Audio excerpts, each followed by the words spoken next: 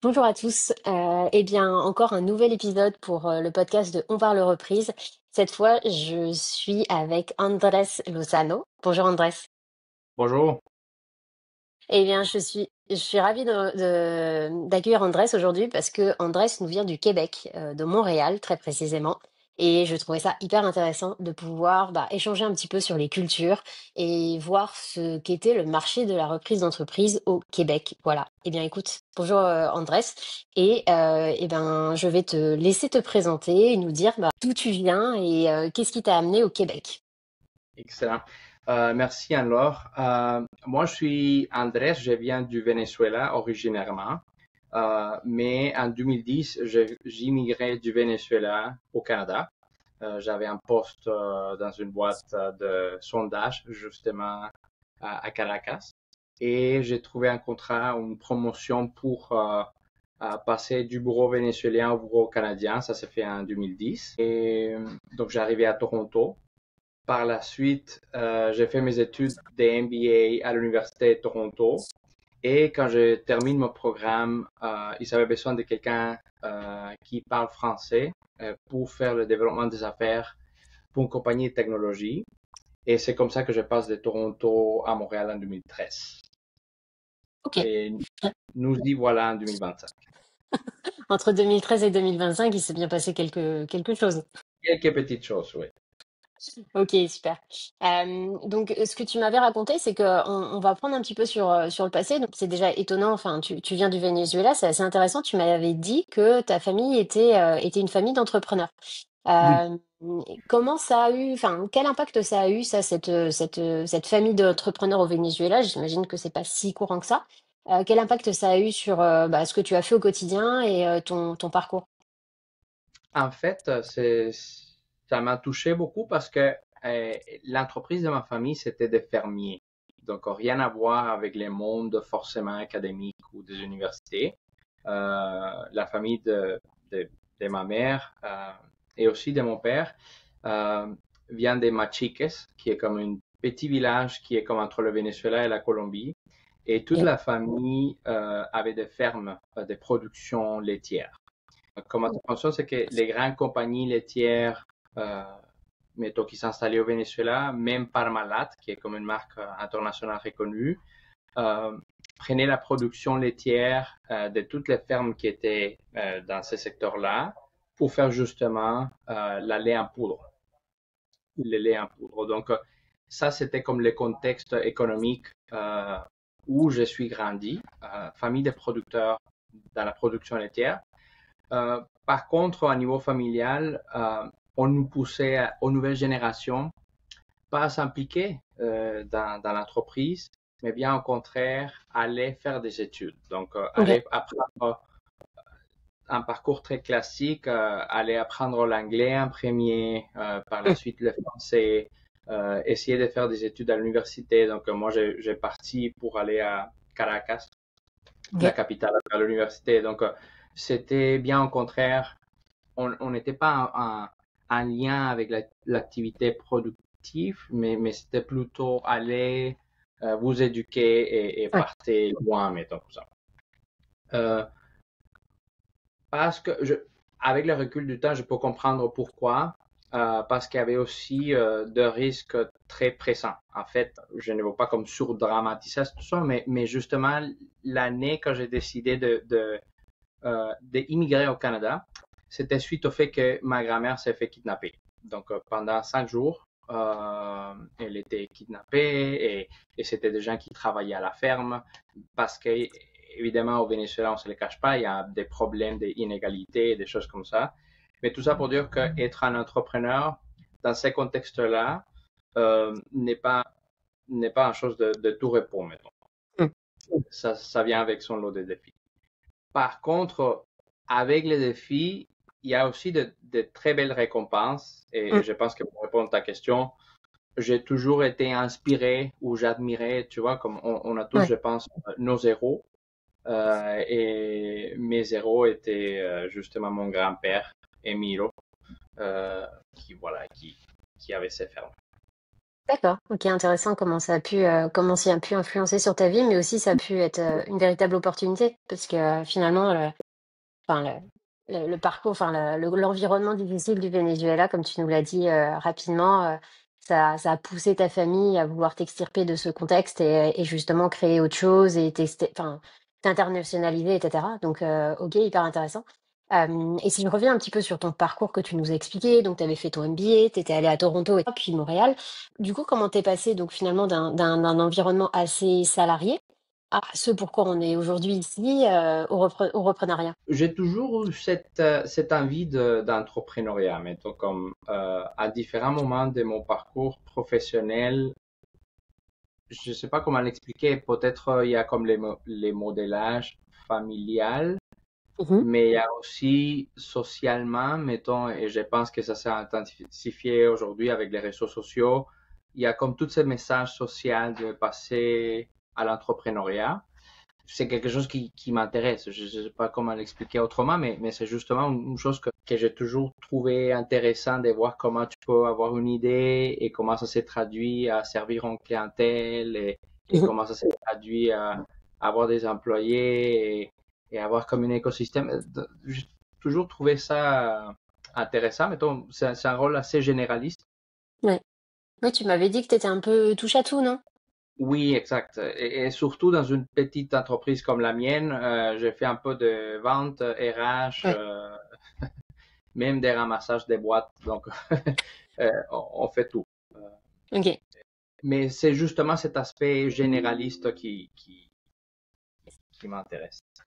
Qui t'a plu, ok. Et donc là, tu nous as parlé d'entrepreneuriat, mais si on va maintenant sur le reprenariat, la Oui, reprise d'entreprise, enfin, c'est encore un nouveau switch parce que vouloir créer, c'est complètement autre chose que vouloir reprendre une entreprise. Donc, comment tu as effectué ce switch? et je pense que c'était juste parce que j'avais essayé plusieurs fois de partir des entreprises par moi-même, comme j'ai D'accord. participé à l'université dans des concours. Des fois, il y avait comme des concours, même au Venezuela et au Canada aussi, il y avait comme des concours de OK, de lance-toi une entreprise, où je m'inscrivais dans des incubatrices de start-up. Mhm. Euh, J'avais fait cet exercice plusieurs fois et je dois tout humblement avouer que peut-être j'ai pas eu une bonne idée. C'est Donc, possible. donc j'ai essayé plusieurs fois, mais je n'avais pas trouvé une bonne idée ou une idée qui a vraiment amené à quelque chose d'intéressant. Et l'autre élément, outre que le fait de ne pas avoir une bonne idée, c'est il y avait aussi ma situation personnelle. Ouais. Je suis un père, j'étais marié à l'époque et j'ai une hypothèque, donc à un moment donné, il faut payer les Mm. loyers, il faut payer, Ouais. ma capacité de prendre des risques ne me permettait pas de Mm. justement de mettre un entrepreneuriat. Ok. Donc, et ça, c'est une chose que je dis à tout le monde aussi, et je sais qu'on va parler de ça, mais des fois, OK, est-ce que c'est le bon moment pour toi ou pas? Et c'est un peu comme si on te pose la question, est-ce que je dois avoir des enfants ou pas? Oui, c'est un super beau projet, mais peut-être c'est pas pour tout le monde. Mm. Euh, ou même si la réponse est oui, tu dois avoir des enfants, peut-être c'est pas ton bon moment quand tu es adolescent de 16 ans. Peut-être Mm. tu devrais attendre. Donc, c'est, ça c'est mon analogie. Le reprenariat ou l'entrepreneuriat, oui, peut-être pas pour tout le monde, mais si la réponse est oui, il faut aussi choisir son moment. Ouais. Ouais, et tu vois, enfin, c'est rigolo que tu parles de ça parce qu'en fait, c'est ça qui m'a amené à te contacter parce que j'avais trouvé ce que tu disais sur une vidéo et je trouvais ça hyper intéressant parce que tout le monde dit, bah, allez, faites de l'entrepreneuriat ou quand on parle de reprenariat, c'est faites du reprenariat. Mais il faut bien savoir à quoi s'attendre et quels critères en fait parce que tu prends cette analogie de faire des enfants. Enfin, on a envie de faire un enfant, mais on ne sait pas forcément toujours à quoi s'attendre tant qu'on l'a pas vécu. Et est-ce que ça Non. nous correspond vraiment à ce moment-là de la vie? Donc, si je reprends ça, pour toi, c'est quoi? Qu'est-ce qui t'a fait choisir finalement le reprenariat? Tu nous as parlé de sécurité. Donc, on sait que la reprise, surtout si tu reprends une entreprise qui est plutôt in bonis, tu sais qu'il va y avoir beaucoup moins de risques et que Oui, la machine est déjà lancée. Donc, tu vas pouvoir sécuriser normalement un revenu puisque tu vas prendre la place du oui, dirigeant. Est-ce qu'il y a d'autres critères qui t'ont fait que tu t'es dit, OK, la reprise, c'est pour moi aujourd'hui, enfin, à ce moment-là? Je pense, et là je parle du contexte de Montréal-Québec. Peut-être Ouais, c'est différent ailleurs, mais j'avais des bons postes en tant que directeur de développement des affaires ou des choses comme ça, mais dans l'économie de Montréal, je voyais mon plateau venir, hein. OK. Niveau salarial, niveau des projections. Et même si je reste en bon terme avec quelques anciens employeurs et tout ça, je me suis rendu compte aussi que, en fin de compte, ce n'est pas qu'un coût. Et oui, on t'invite dans les activités de réseautage, et puis on te fait dire qu'on est tous une famille, etc. Mais quand les moments économiques deviennent difficiles, ils n'ont aucun problème à te mettre à la porte parce que tu es Mmh, un coût. C'est mmh, seulement une ligne sur une grille Excel. Je me souviens que je venais de, on venait de, on va pas nommer la compagnie, mais on venait de déménager dans l'un des meilleurs bureaux que j'ai vécu dans ma vie. C'était en centre-ville de Montréal. Je ne donne plus de précision, mais c'était très luxe. Il y avait mmh. même un jardin vertical qui coûtait $6 000 par mois de l'entretenir.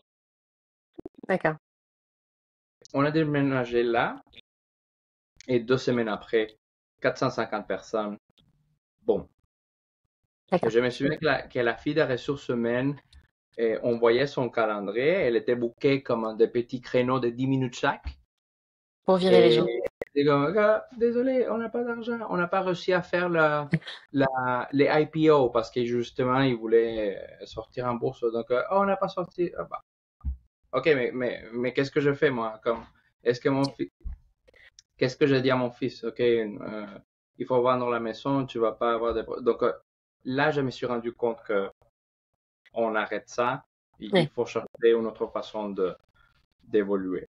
OK. Par contre, ça c'est comme la première partie de l'histoire, mais, et c'est pas pour me vanter comme un boss ou whatever, mais avoir vécu ça me contacte avec la responsabilité que j'ai avec mes salariés. Je ne peux pas non plus les laisser tomber. Donc, Mmh. et j'espère que ça va durer comme ça, mais je me contacte aussi avec la situation familiale de chaque employé parce que je prends conscience qu'on est vraiment responsable Ouais. de ces personnes-là. Donc, c'est Mmh.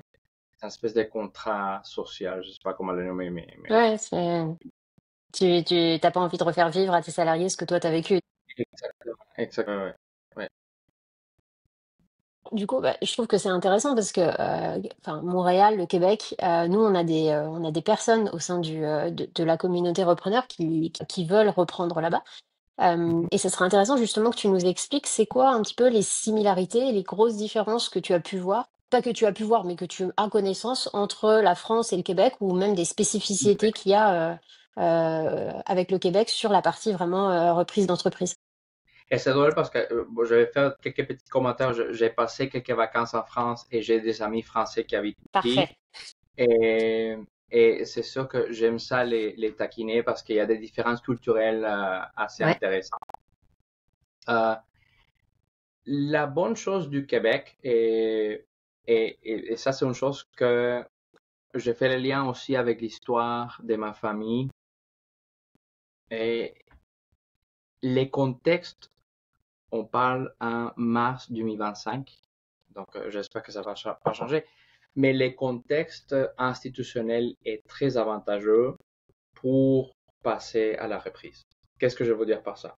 Il y a des organismes publics comme les centres de transfert d'entreprise du Québec, les Mm. CTU, qui ils font un super bon travail d'MIH entre des entrepreneurs qui veulent vendre leur société et de repreneurs potentiels. Donc, il faut ce travail de mettre les deux parties en confiance.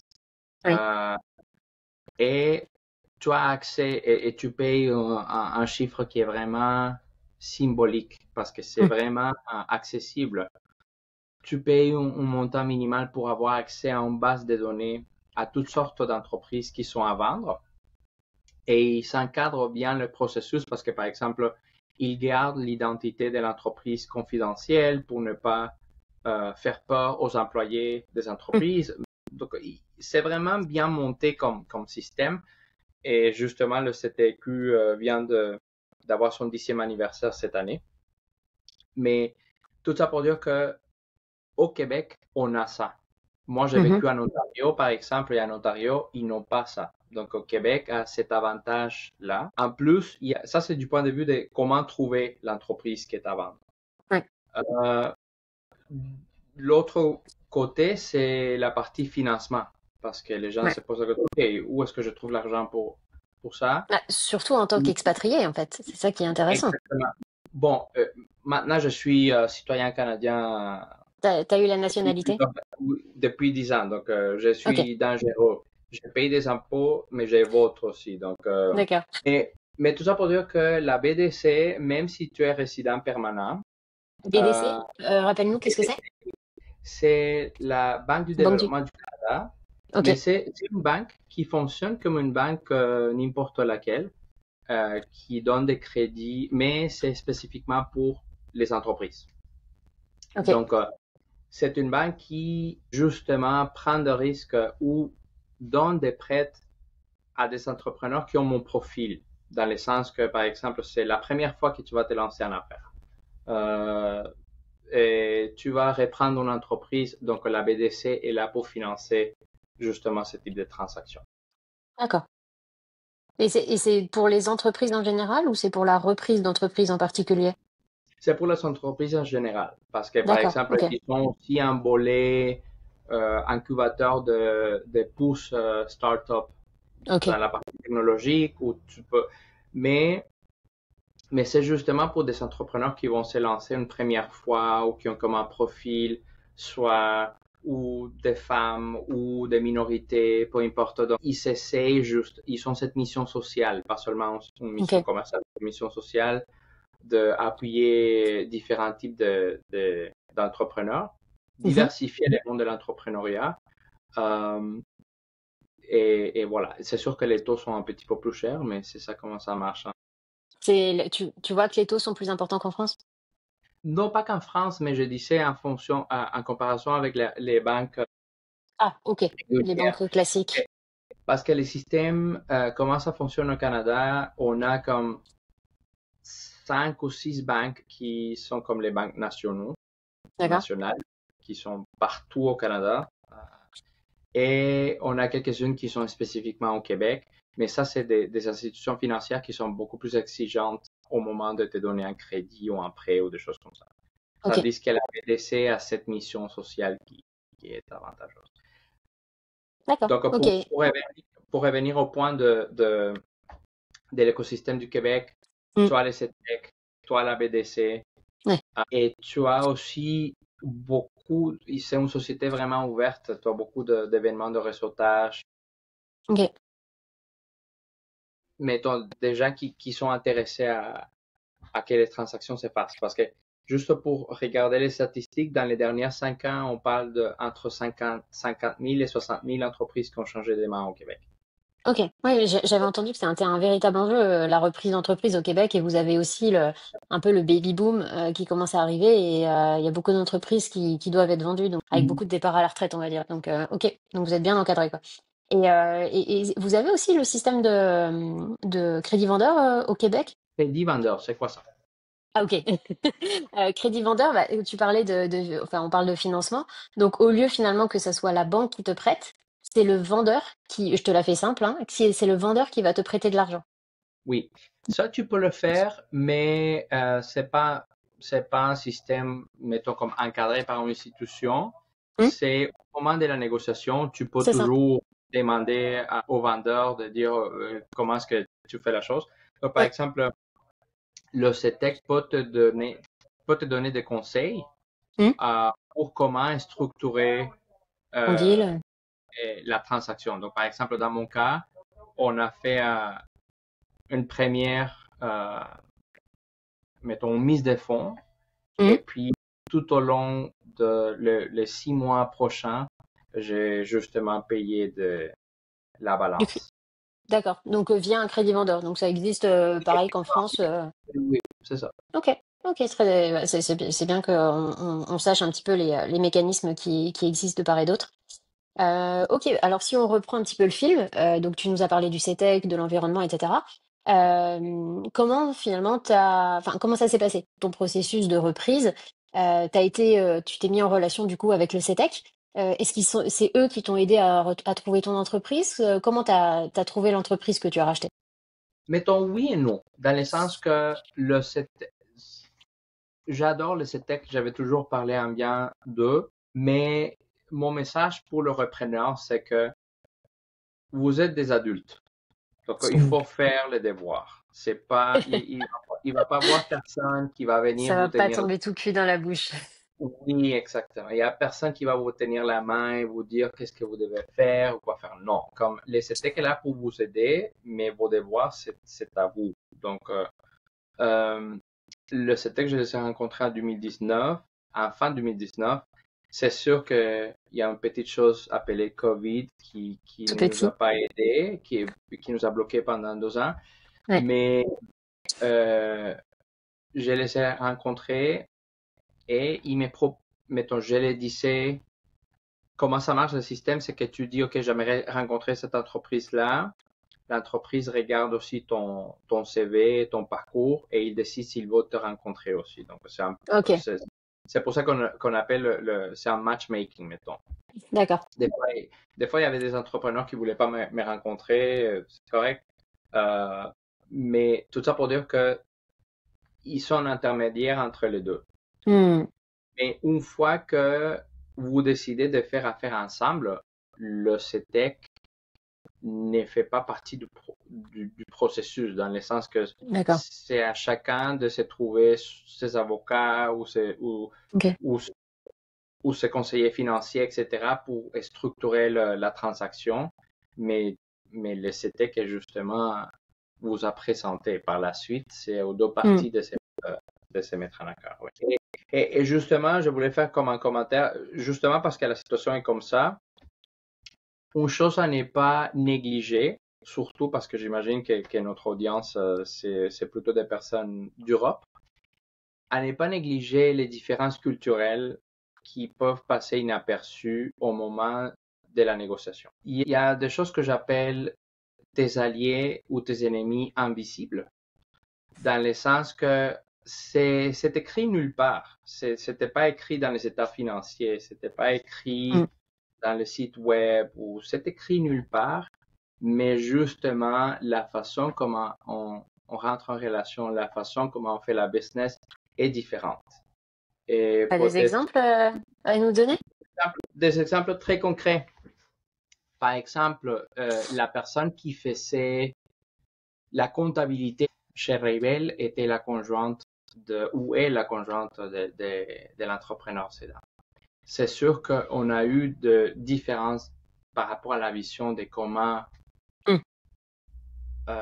gérer cet aspect de l'organisation, mais je ne pouvais pas rentrer comme bon, c'est ma compagnie et on va le faire de cette. Je ne pouvais pas. Hmm. J'aurais de fait la relation qui était très bonne ou qui est très bonne encore. Donc, il faut savoir comment euh, justement, il faut savoir comment comprendre l'équipe qui est en place. Par exemple, et justement, c'est drôle que je te parle, je regarde avec mes yeux la petite machine là. Cette petite machine est la machine qu'on utilisait pour faire l'échec. Et ça, c'était l'un des changements que j'ai apporté. Et aujourd'hui, on ne paye pas nos fournisseurs avec des chèques. Ça, c'est des virements qui se font automatiquement. Mais Ouais. la personne qui était là en place, elle tenait à faire les choses à la main, comment elle a fait pendant 30 ans. Ouais. Et moi, je venais comme un changement. Tout ça pour dire que à ne pas négliger les changements, les différences culturelles. Et je pense qu'ici au Québec, on est, je le dis de façon positive, mais c'est une société qui privilégie les consensus. Ah oui, Tandis d'accord. que ma perception, et peut-être c'est aussi ma manque de connaissances de France, mais la France est plutôt, il privilégie l'excellence, la hiérarchie. Donc, si je n'ai pas de problème de me confronter à l'autre parce que je sais que je suis mieux, et peut-être oui, vous avez raison, mais au Québec, c'est Hmm. plus le consensus qui va passer en premier. D'accord. Donc, par exemple, moi, ma stratégie a été que moi, j'ai commencé à travailler ici en janvier. Euh, on a fait la transaction, on a passé au notaire en mars, Hmm. mais mars 2024, mais j'ai commencé à travailler avec un salaire minimal en janvier 2024. Donc, j'ai pris 2 mois dans les planchers. Et moi, j'étais comme n'importe quelle autre personne. Hmm. Et euh, par la suite, c'est sûr que c'est drôle de voir comment la façon les gens te répondent différemment quand ta signature change. De Hmm. représentant des ventes internes à président, tout à coup, tout le monde est plus gentil, mais bon, T'as vu ce que c'était, quoi. oui, mais ça, c'est important. Ouais. Connaître l'équipe qui est en place. Hmm. Ouais, puis être au même niveau, au final, pas tout de suite s'afficher comme président, si je comprends bien. Oui, oui. D'accord. Et parce que ça joue avec les employés, mais ça joue aussi avec les fournisseurs, ça joue aussi avec les clients.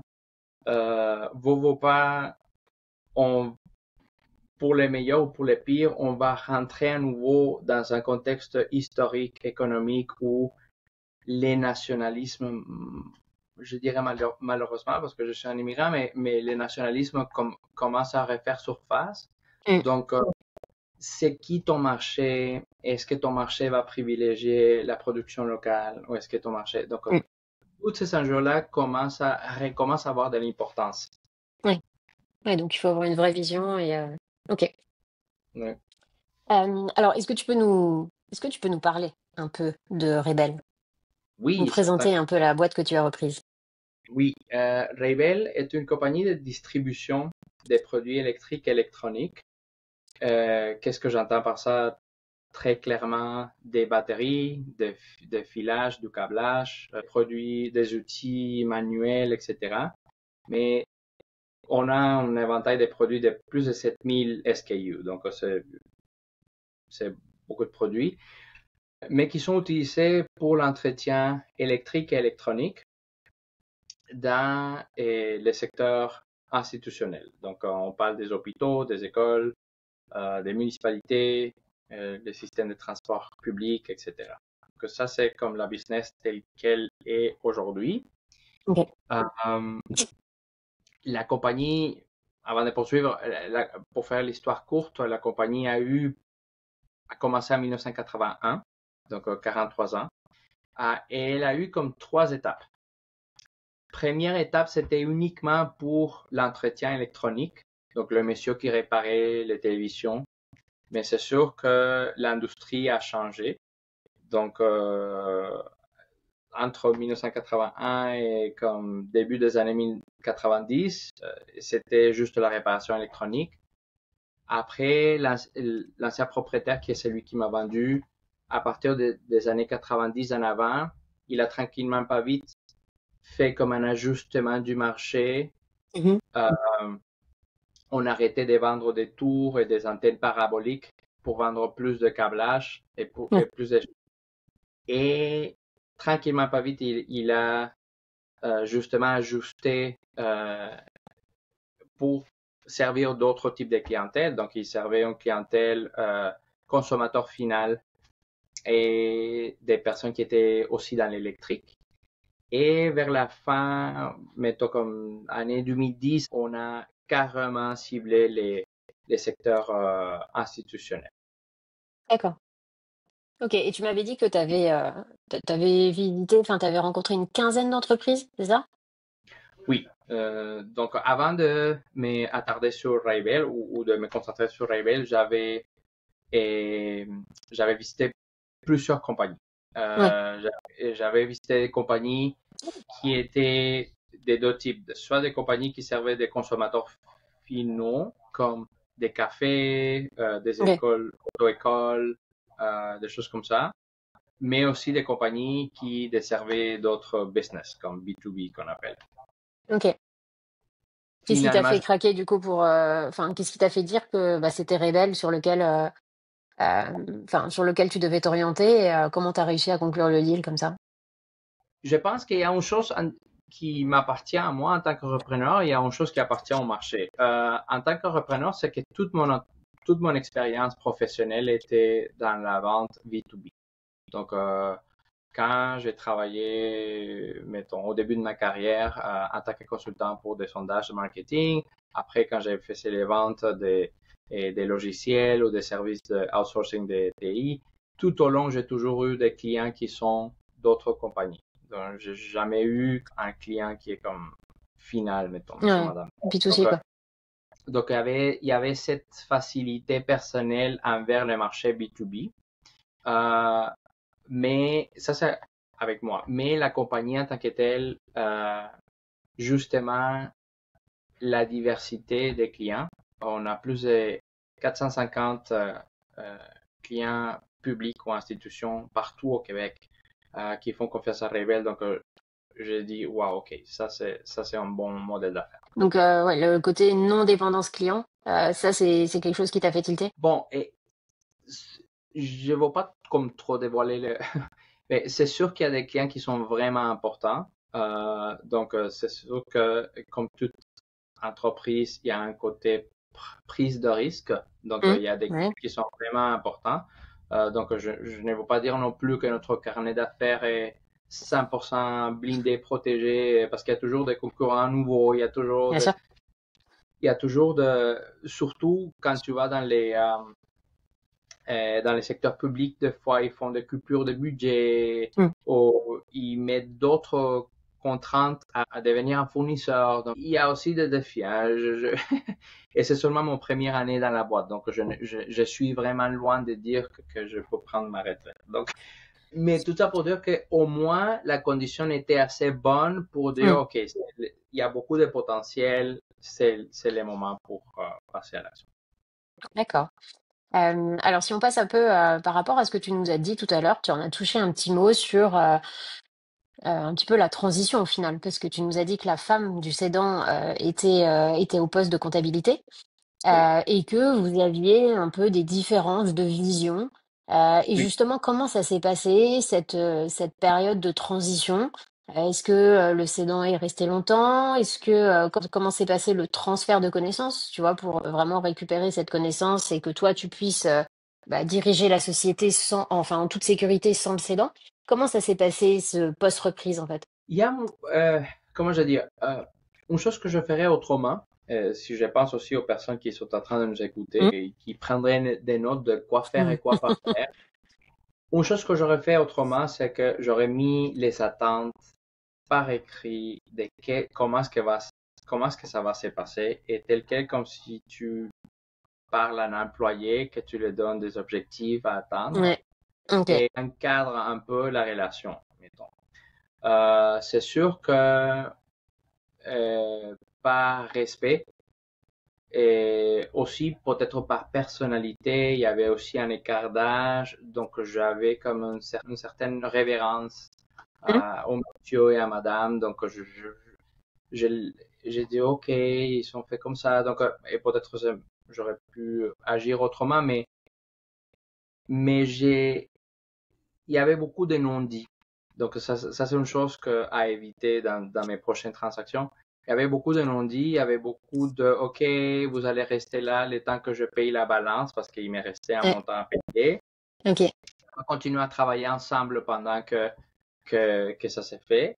Donc, OK, ça fonctionnait pour moi parce que ça me permettait de me concentrer sur d'autres tâches plus commerciales de l'organisation pendant que Mm. les opérations de la comptabilité ou les achats étaient faits par eux.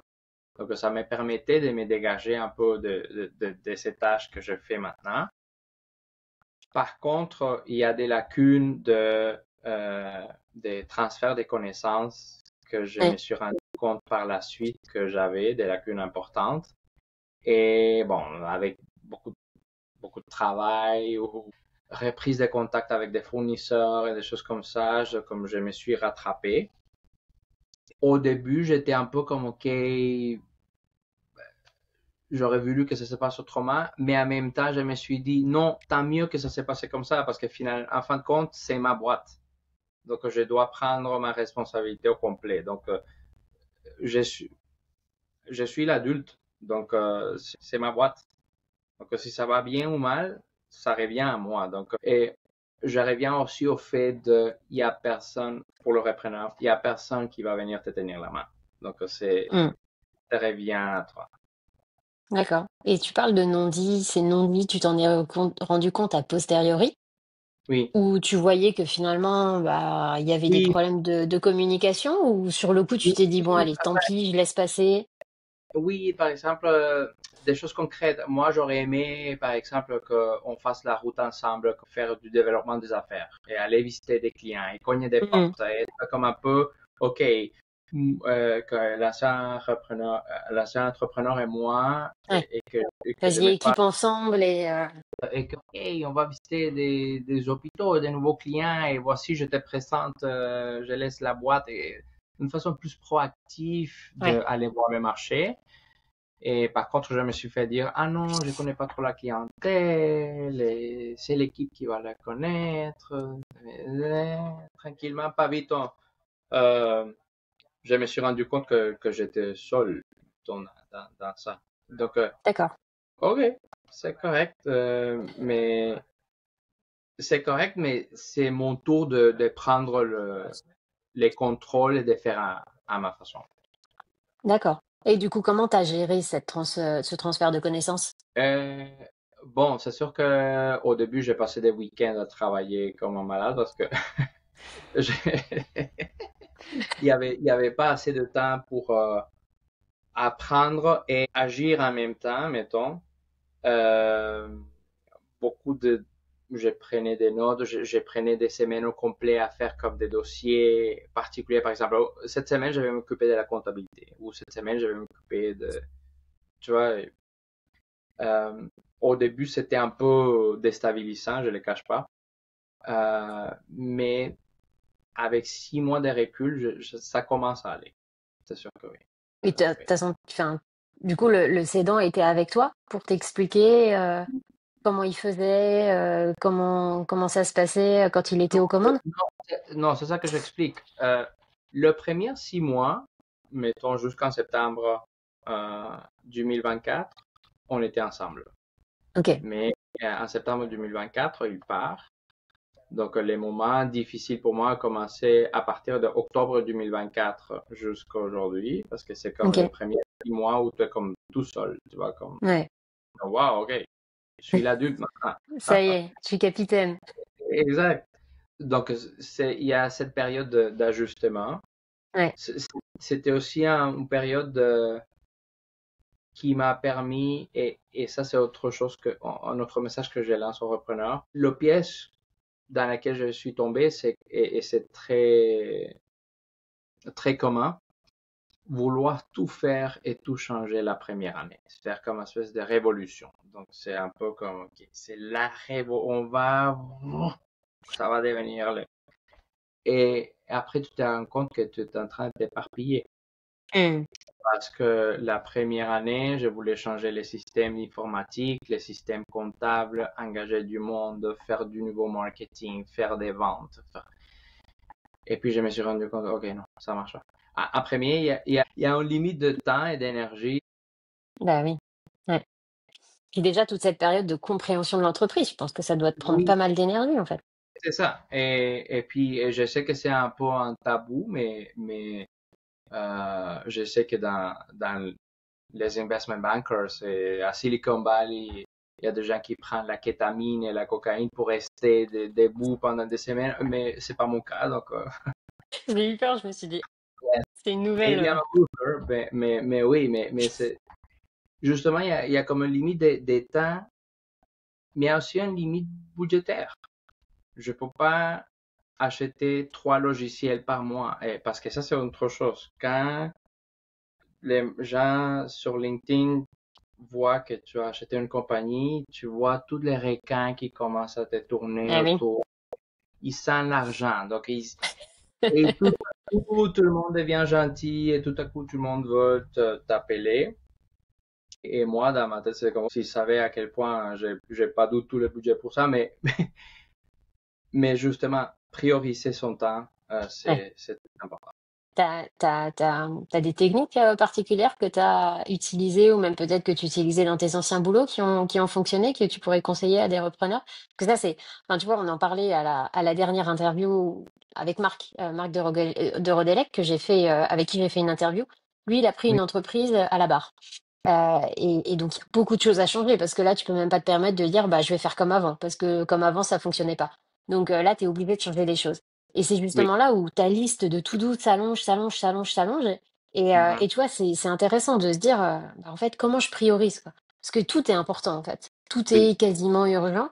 Et comment tu arrives quand même à faire des choix par rapport à une vision? Qu'est-ce que tu as utilisé, toi? Je, bon, je suis en train de faire. Je reviens à mon idée de l'écosystème du Québec. Mhm. Il y a un organisme qui s'appelle Réseau Mentorat Montréal.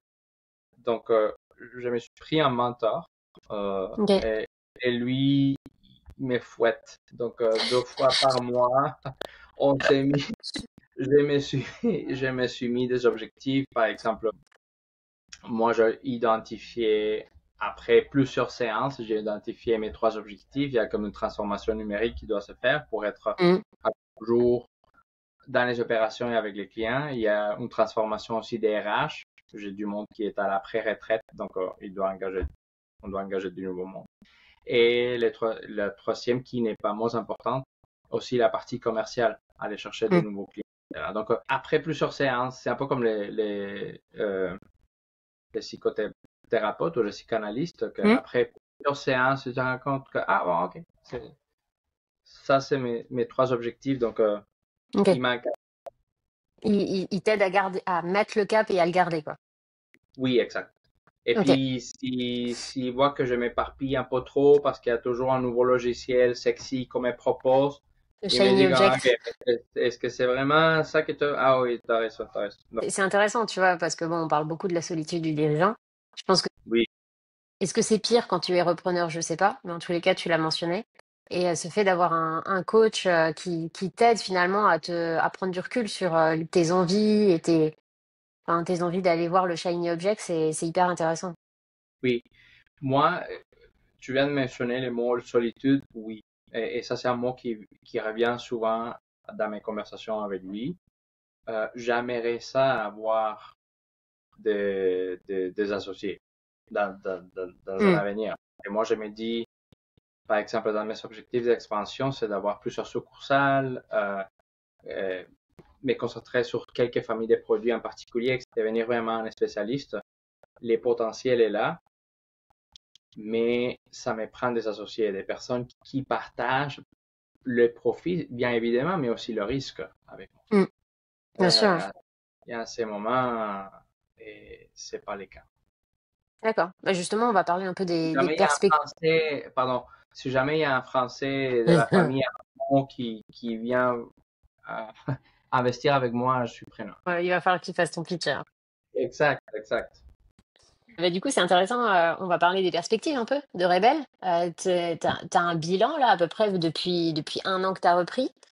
Oui. Enfin, tu nous en as parlé un petit peu au fur et à mesure, mais comment tu vois ça et surtout comment tu vois la suite? Et comment je vois quoi, la situation commerciale ou le Non, la potentiel? situation, bah, si tu fais le bilan là, après 1 an de reprise, Oui. donc tu t'as distillé un peu de ce que tu aurais fait, ce que tu n'aurais pas fait, ce que tu n'aurais pas dû faire pendant toute l'interview. Mais là, si tu fais un peu un condensé du bilan à 1 an après la reprise, et qu'est-ce que tu imagines pour justement, c'est quoi ta vision pour les 5 prochaines années, les 3 prochaines années, allez, pour Rebelle?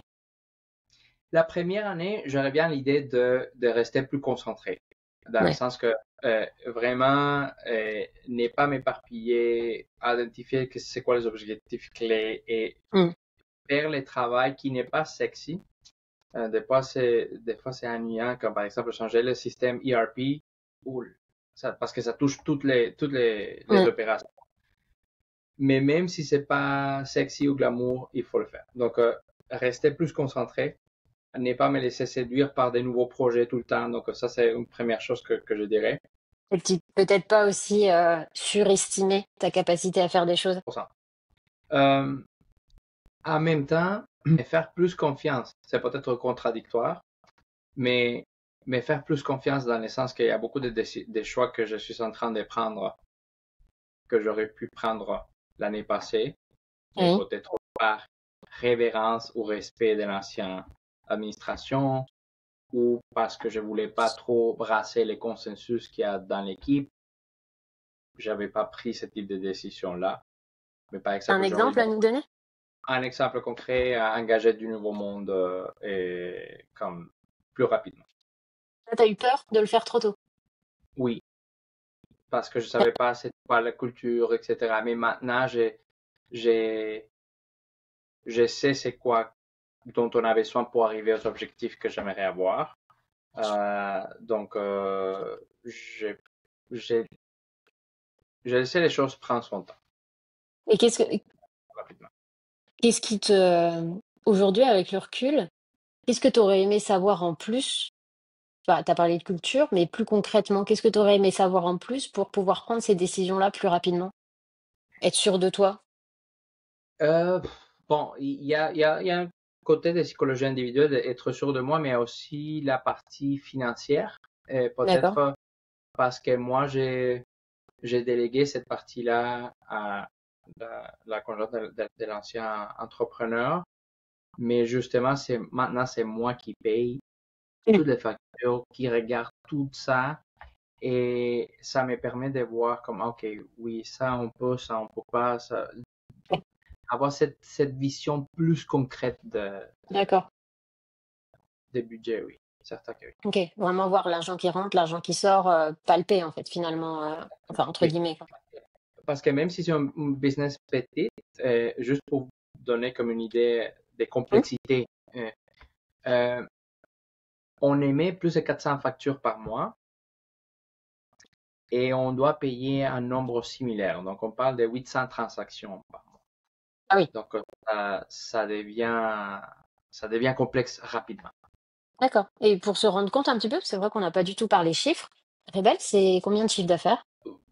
Mais, Un ordre de euh, grandeur. ou un ordre de grandeur, oui, entre 3 et 5 millions. Ok.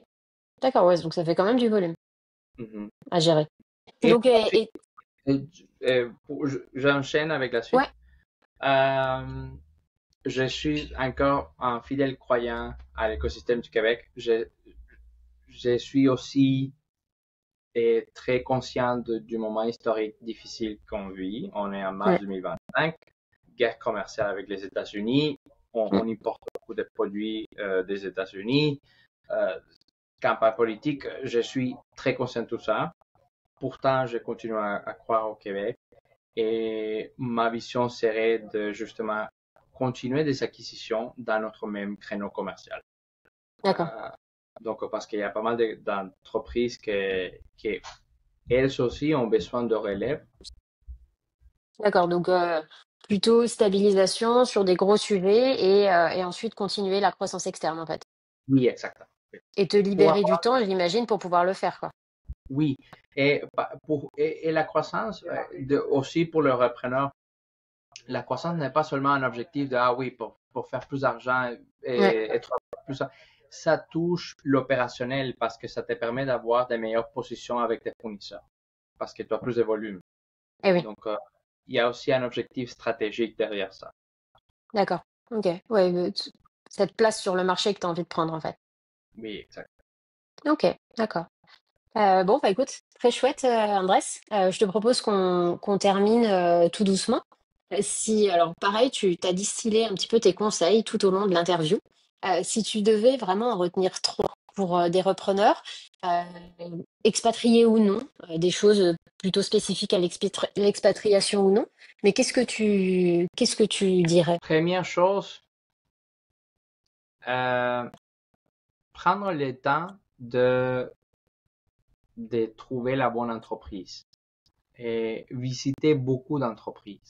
Et c'est pas forcément la première ou la deuxième ou la troisième. J'en ai visité 15. Prendre le temps de visiter différentes entreprises et de bien réfléchir parce que une fois que c'est fait, tu es pris. C'est comme un mariage dont tu peux pas te divorcer. Donc, et la charge mentale vient avec toi le soir et le week-end.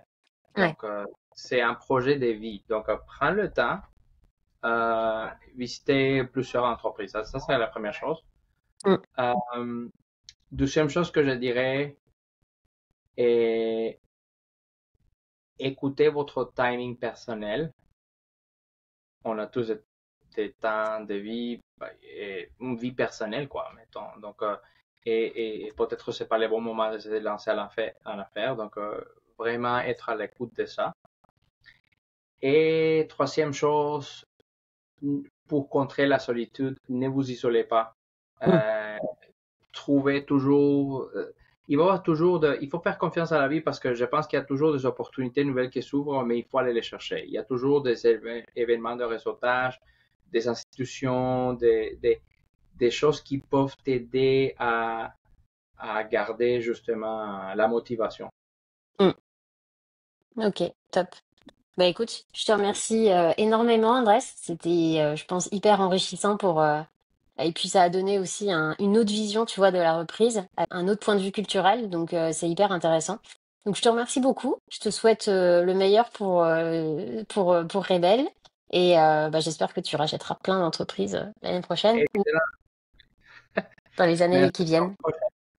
Ouais, Merci. merci beaucoup, Andrés. À bientôt.